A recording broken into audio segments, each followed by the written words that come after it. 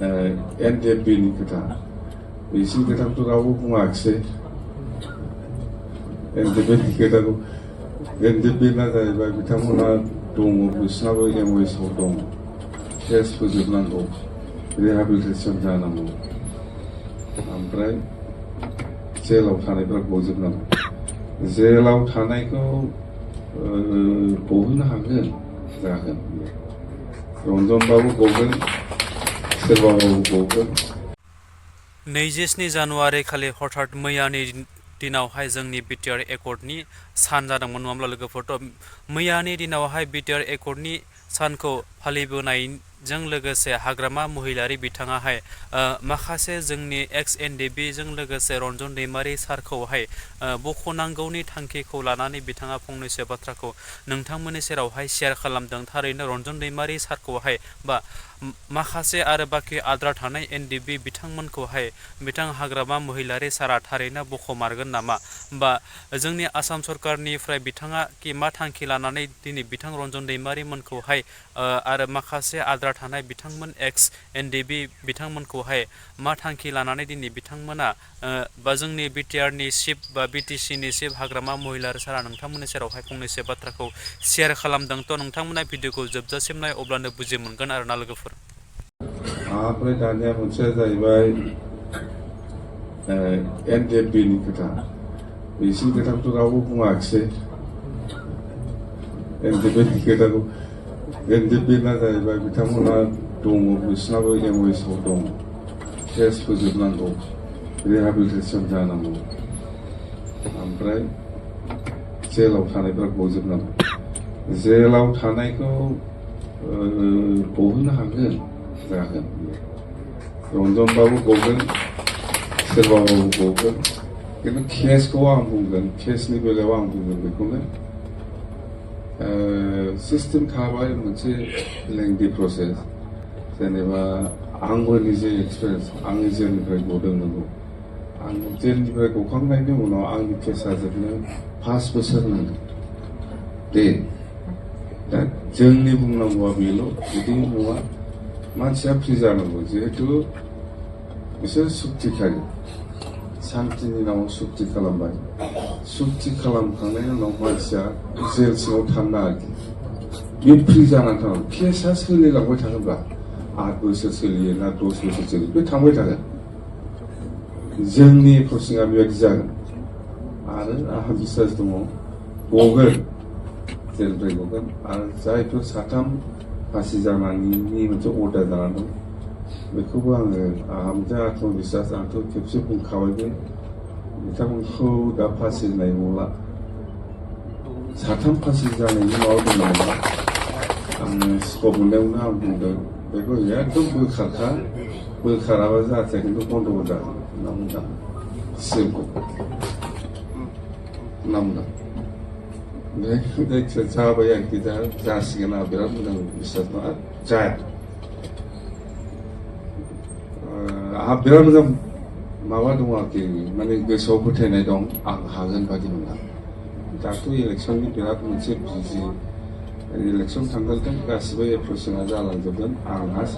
साहस दङ बुंनायनिबो साहस दं मावनायनिबो साहस दं आरो बिराद बिश्वासा थल' बख'जोबगोन आं नायबाय था रन्जन दैमारिया मानो गवा जादों फाग्ला सुक्तिया खालामना जेल जाजायो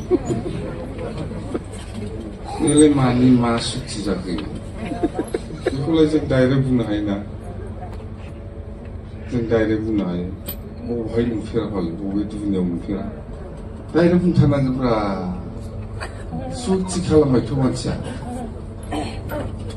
दा सानसेनि थाखाय सुक्ति खालामबाय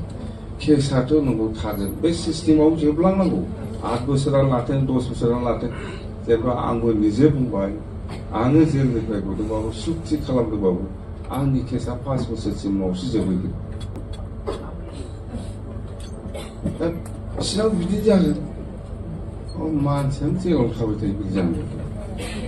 बेफोरखौ गोरा जानानैल' था आं मावगोन आं बिश्वास दं आं हागोन बायदि मोनो दे दा बे जाहैबाय रिहेबिलिटेसननि बेलायाव रिहेबिलिटेसन बेलायाव आं रायलायनांगौ खिन्थु दाथ' जेनेबा बुंनो हाया जेनेबा बोरैबा जाफ्लांबाय मोननै मोनथाम बेबायदि ग्रुप जाफ्लांबाय ग्रुप जादोंब्लाबो जेनेबा मोनसे जेनेबा धीरेन दामोनाबो मोनसे ग्रुप जानांगौ नोंथांमोना नोंथांमोननि केडारनि माबाखौ दायथ' लानो जोंनो बे क'क्राझार आलदा माबा चिराङा आलदा बेबायदि दाफै जेनेबा रन्जन दैमारि बिथांनि ग्रुप जेनेबा मार्टियासखौ उमुगा आलदा बै नंगौना नङा कनफिउस जायोना बे जिनिसा जेनेबा आङो मोनसे ग्रुप जाबाय आंनि ग्रुपखौ आंनि ग्रुपनि बेसेबां केडारफोर दं आङो दायथ' लानो हानांगौ आङो खुनु बेले बेजे जानो हायो मानसिफोरनि लिस्टआ माने एखम्बा ओरै जायो दावखोयो एखम्बा फासयो बिदि जानो नाङा आंनि ग्रुप जाबाय जेनेबा आङो आंनि ग्रुपखौ समस्त जिनिसखौ आं दायथ' लानो हानांगौ जेनेबा सोरनिबा रन्जन बिथांनि ग्रुप जाबाय बे ग्रुपना समस्त केडारफोरनि माबाखौ दायथ' ला लिस्टआ मोजां होयो मार्चास लिस्टआ जेनेबा सावरायग्रा ग्रुप नोंबो मोनसे ग्रुप जाबाय दायथ' लादोंबा नोंनि ग्रुपखौ माने बै लवार लेभेलनि सोद्रोमाफ्राबो मेम'रेन्डाम फैयो गोजौनिफ्रायबो होयो बबेखौ लानानै खामानि मावनो जाथाङो मार्टियास लिस्टआ थिग खालाम जेनेबा आङो आंनि ग्रुपनि हिसाबै आङो मिथिगौ उमुक मार्टियास बेखौ थिग खालामदो जेनेबा रन्जन ग्रुप बियो मिथिगौ रन्जन ग्रुपआ जोंनि ग्रुपआव सोर सोर केडारफोर बेसेबां मार्टियास जालांखो आंथ' बयनिखौ लगायखाया बेबो आंनिखौ लगायखाया बिदिसो जालांदों दा नङा सेपारेट नङा मोनसेयानो खिन्थु नों जेब्ला आंनो फैयो बैसिखौ लेबोआना बे आंजों मिलायखायामोन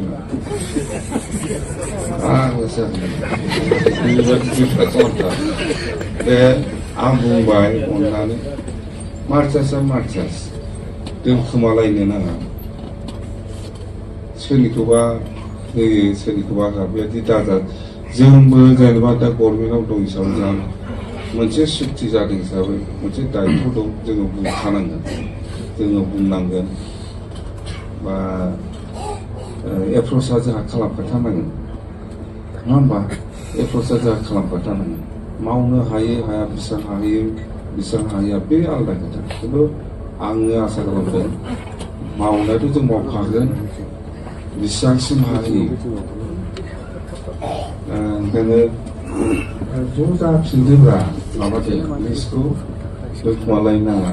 आरो माबा बिपिएफआव ओंखारबा माबा रिहाबिलिटेसन मोनानो होमबानो बे एन्टिमेन्ट नंला जायो बिदिबो जायोना नोंसिना बिपिएफआव ओंखारग्रा एन्टिमेन्टफोरनो माबाखौ होआखैलायनो नामानो गाखाखिलायनो मा जाखो बिदि दाजाथार एकदम दाजा एनडिपि राजनिति होननाय जिनिसा आलदा आङो बिजेपिखौ मोजां मोनदों आं बिजेपि खालामदों आं कंग्रेसखौ मोजां मोनदों आं कंग्रेस खालामदों जाथिनि बेलायाव जों खौसेथि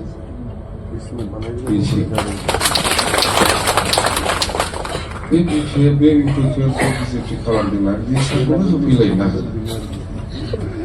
दा बिदि जाना जादों